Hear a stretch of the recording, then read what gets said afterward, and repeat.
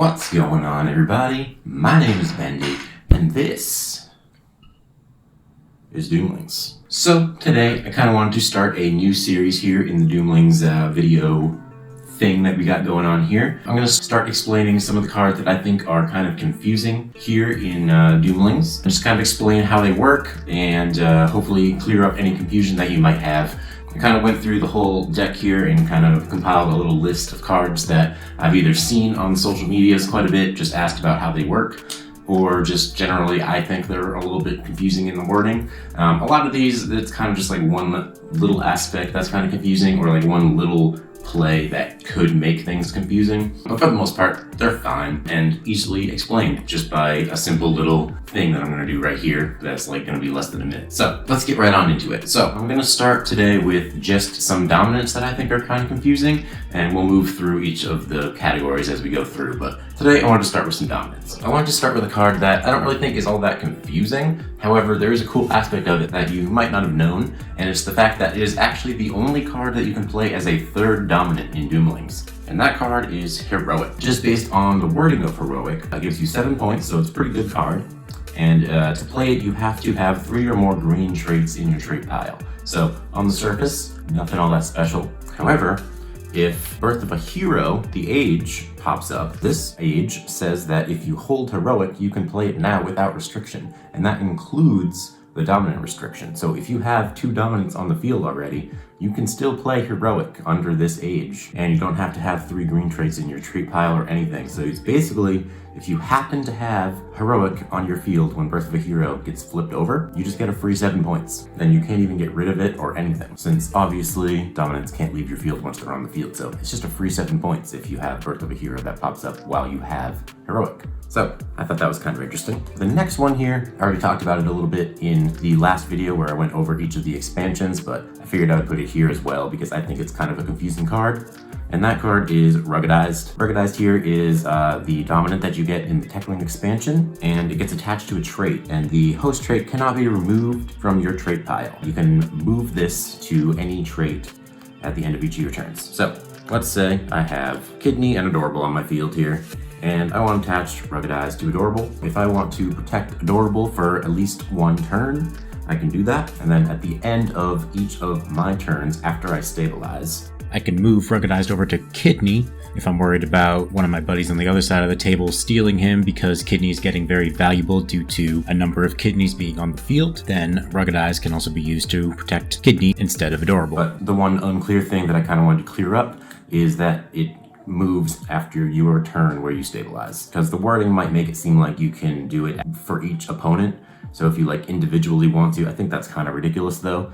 I suppose since it's vague enough, I guess you could play it like that. I just feel like it's kind of a dick move. So I think the intention is for Ruggedized to be after you stabilize for your turn, and then we move on to the next player and then go around the whole table again. So there is Ruggedized, which I already went through in the last video, so I don't really feel like I need to explain super deeply. Next up, we have Optimistic Nihilism, which is the card that I consider the no fun card in Doomlings. This one says it brings about the next catastrophe. So it skips every single age up until the next catastrophe, ignores every effect, and nobody stabilizes this turn. So basically, if you are on the first catastrophe of the game, and you play Optimistic Nihilism, you are going to flip over every single age until the first catastrophe pops up. If you're on the last catastrophe of the game and Optimistic Nihilism gets played, you're going to flip over until the last catastrophe plays, and then therefore this is the last card that gets played in the game, and the game just instantly ends right there. I've heard a lot of people just completely take this card out of the deck because they don't even want to have this card even have a chance to be played, because I feel like it's just no fun. I feel like you're kind of a dick if you play this, honestly. Unless you know you are absolutely winning, then I guess it would be a good move. Like if you know you have a huge lead, I guess this would be a great card to play just to end the game and secure your win.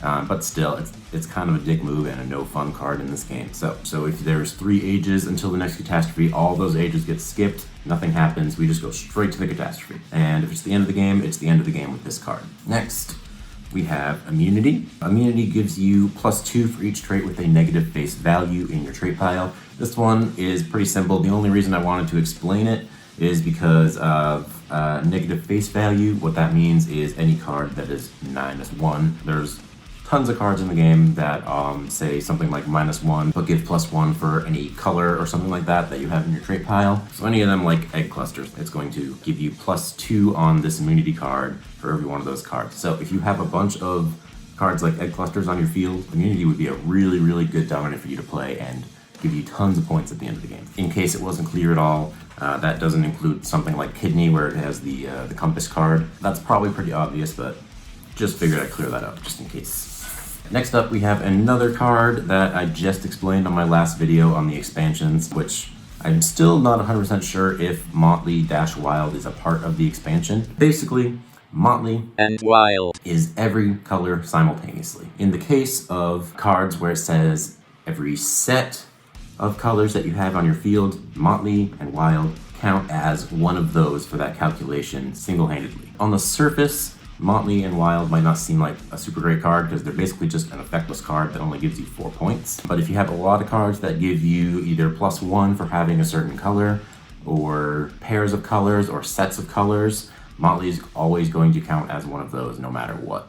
So this could really give you lots of points. One thing to keep in mind though with Motley is it's only going to count as one example per card. So here's my main example that I explained in the expansion. If you're playing with Meaning of Life and you have the Weaver as your sign, where it says +3 for each set of 4 colors that you have in your trait pile. So let's say, for example, you had something kind of like this at the end of the game. You see we have 2 sets of full colors here. However, since we have 4, 4, and 4 of blue, red, and green, Motley is only going to be able to complete the set of one of those. So you will be able to get 3 sets for the Weaver calculation here. And it wouldn't count for a 4th one because we've already used our purple from Motley for that card. So this one's only gonna give you 3 sets and you can't use it to get your 4th set. So that's how that works, just to clear that up. And that is Motley. I feel like I've explained Motley enough in the last couple videos. Motley and Wild are the same card, by the way. They're the same picture.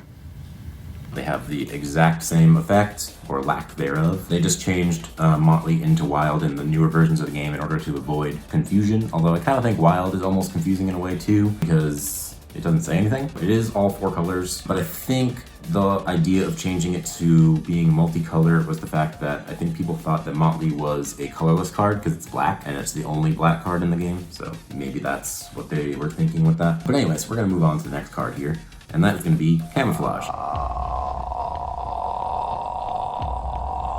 Get psyched about life! This one's going to be really quick. This one simply just gives you +1 gene pool and +1 for each card in your hand. At the end of the game, however many cards you have in your hand is going to add up more points for Camouflage. I think the wording is just vague enough where it could be confusing, because to me, it reads as it gives you +1 gene pool for every card in your hand, just because of the vagueness of it, but it is actually just +1 points for every card in your hand. So at the end of the game, however many cards you have in your hand at World's End, that's how many points that you're going to add on to Camouflage. So if you have 6 cards, Camouflage is going to be worth 8 points at the end of the game. Last but not least, we have Denial. This one I feel like gets brought up a ton on social media. This one simply means that you ignore the next catastrophe.